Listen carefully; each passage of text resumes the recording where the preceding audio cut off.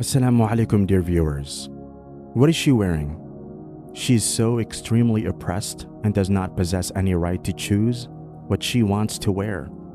She cannot speak up for herself. She is tortured and made to do household chores. She does not have any right to education. Islam is a jail for women, and so on and so forth. These are the thoughts that immediately come to the Islamophobes. They think that Islam wants to create a patriarchal society where men are allowed to do whatever they want, wear whatever they wish, and roam around freely, while women are forced to be covered from head to toe, be a slave of their husbands, and be only a homemaker. Today we want to give an answer to all such Islamophobes that the reality is the exact opposite of what they think, and Islam is the only religion that has given immense honor and respect to women. So much so that women are one of the main reasons for making one enter heaven. So without further delay, let's delve into the video. The life of the West is such that they don't want to have the burden of any relation with them. Western women don't want to be a mother, a sister, a daughter, or not at all a wife. But in Islam, a Muslim woman is ought to respect such relationships, and by doing so, she not only saves her family from falling apart, she also gets immense rewards and honor for doing so. In Islam, the mother is given an exceptionally high status. The bond between mother and her child is considered one of the strongest and most sacred. A man, no matter how pious he is, and no matter how great he may have become in his worldly life, cannot attain Jannah if he is rude to his mother.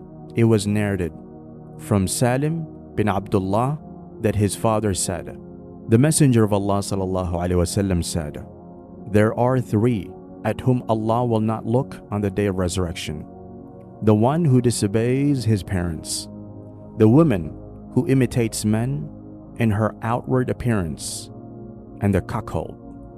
And there are three who will not enter paradise: the one who disobeys his parents, the drunkard, and the one who reminds people of what he has given them." In a well-known hadith, Prophet Muhammad ﷺ stated that the value of a mother is so high that even paradise lies beneath her feet.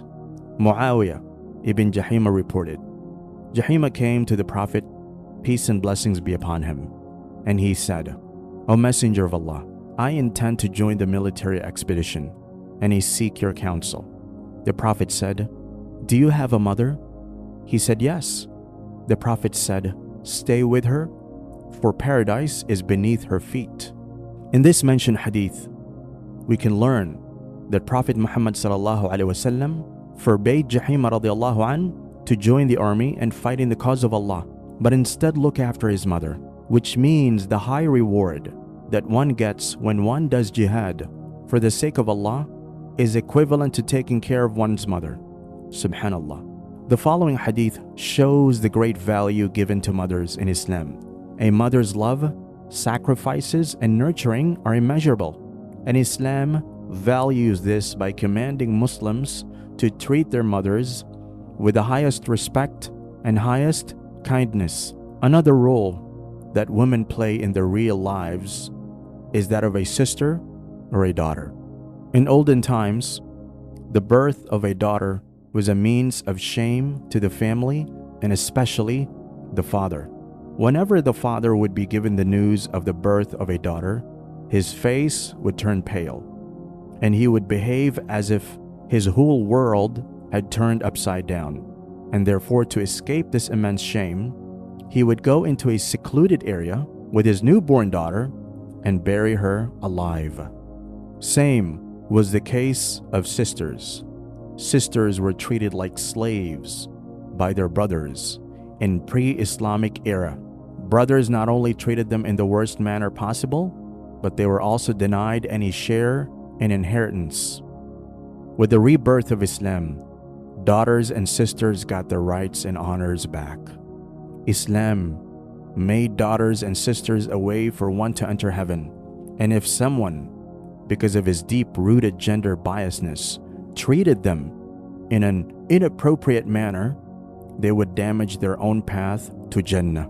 Abu Sa'id al-Khudri reported, "The Messenger of Allah, peace and blessings be upon him, said, there is not one of you with 3 daughters or 3 sisters or 2 daughters or 2 sisters, fearing Allah regarding them and treating them in the best manner, but that he will enter paradise." Not only did Islam bound men to treat their daughters and sisters kindly in order to enter Jannah, but it also gave them the rights to inheritance, which no one would have thought of in the pre-Islamic era. Allah says in the Quran, Allah instructs you concerning your children, that is their portion of inheritance. For the male, what is equal to the share of 2 females. But if there are only daughters, 2 or more, for them is 2/3 of one's estate. And if there's only one, for her it is half. And for one's parents, to each one of them is 1/6 of his estate if he left children. But if he had no children, and the parents alone inherited from him, then for his mother it is 1/3. And if he had brothers and or sisters, for his mother is 1/6, after any bequest he may have made or debt. Your parents or your children, you know not which of them is nearest to you in benefit. These shares are an obligation imposed by Allah. Indeed, Allah is ever knowing and wise.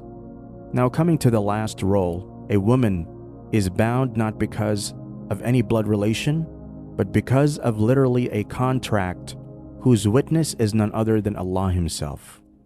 This contract is the marriage contract, or the nikah, and the relation is between husband and wife.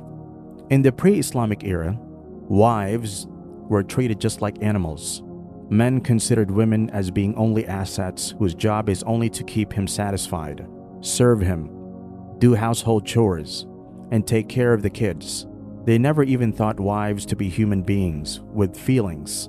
Unfortunately, this sick mentality is still prevalent in today's world as well, where Islam's teachings are either not reached or ignored or misinterpreted. Islam gave the rights, honor, and dignity that the wives actually deserved. Islam commanded a believing husband to treat his wife with kindness, consideration, and equity, and respect her feelings.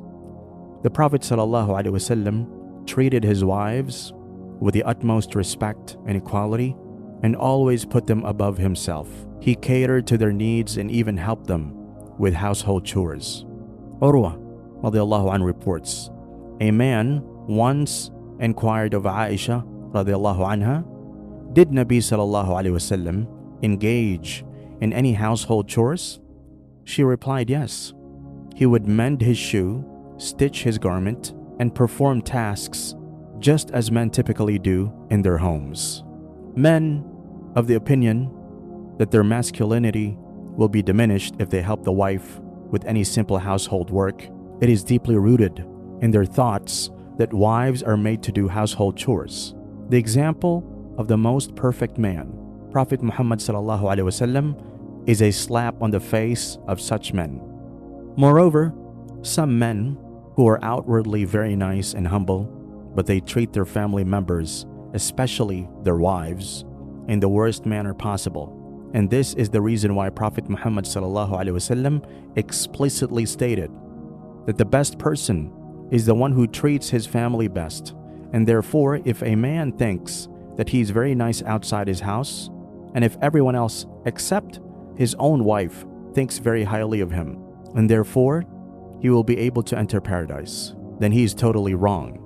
Abu Hurairah, may Allah be pleased with him, reported, the Messenger of Allah ﷺ said, the believers who show the most perfect faith are those who have the best behavior, and the best of you are those who are the best to their wives. But how often do we hear that a wife got brutally beaten by her husband because she dared raise her voice, or because she did not do her everyday chores properly? And mind you, these cases are reported almost daily, that too from a very seemingly Islamic household. In another hadith, wives are mentioned and given the honor of being the most valuable possession that a man can ever have. Abdullah ibn Amr reported, "The Messenger of Allah, peace and blessings be upon him, said, 'The world is enjoyment, and the best enjoyment in the world is a righteous wife.'" So unfortunate that these men, even though they really adore our Prophet Muhammad sallallahu alaihi wasallam, never try to follow his footsteps, because our beloved Prophet Muhammad sallallahu alaihi wasallam never ever struck any of his wives, not even once, not even lightly. The Western media have brainwashed you to think that Muslim women are oppressed, while in reality, Islam places great importance on women, on their family roles. It sees mothers as worthy of honor and respect. Sisters get protection and affection. Wives are life companions, and daughters are treated as gifts from Allah. True Muslims follow these very teachings of the Quran and Hadith to uphold these ideals and make sure to apply them in their lifestyle so as to earn the pleasure of Allah.